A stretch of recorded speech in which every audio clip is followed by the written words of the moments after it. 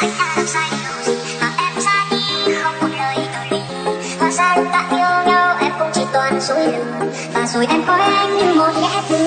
Anh chẳng thể ngờ được đâu khi tất cả những gì em giấu chẳng biết yêu em ngọt ngào, rồi nhận lại chỉ toàn niềm đau. Nước mắt không vơi được đâu khi tình yêu đang phai màu, đành nhìn em đến với đời sau.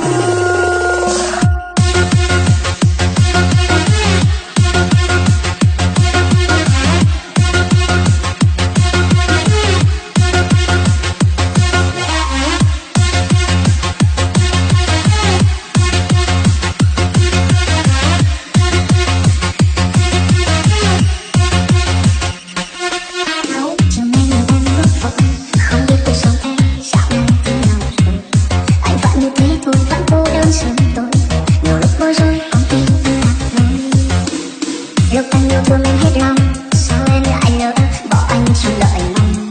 Anh như kẻ ngu si chẳng bận tâm điều gì, để rồi nhìn em ra đi. Nhiều lúc anh cứ suy